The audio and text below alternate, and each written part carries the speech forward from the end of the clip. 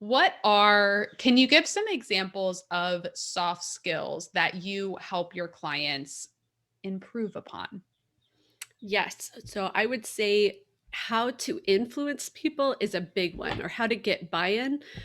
And a story I like to tell is picking on my husband a little bit, but he started a job several years ago, and I think within the first couple weeks noticed that there was a software that they were using that was archaic, and they'd used it for quite some time. Everybody thought it was fantastic and getting stuff done. My husband was like, there's these inefficiencies, there's things that are we're doing double the work and miscommunication.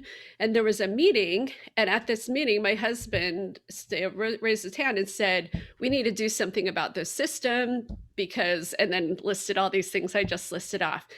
And he was met with stunned silence.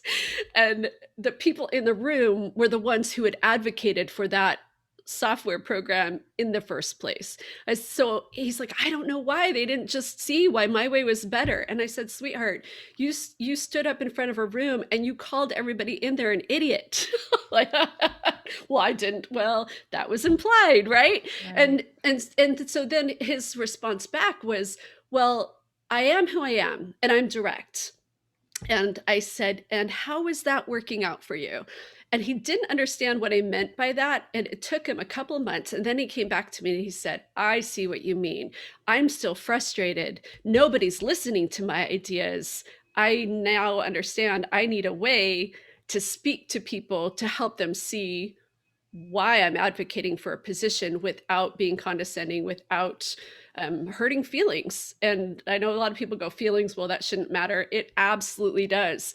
Absolutely. So that's the Mhm. key is figuring out what people issues are getting in the way of you getting what you want, and then figuring out how to not from a fake perspective. How do you authentically develop those relationships with people and build that relationship of trust, so then they're going to get on board and excited about the things that you have in mind.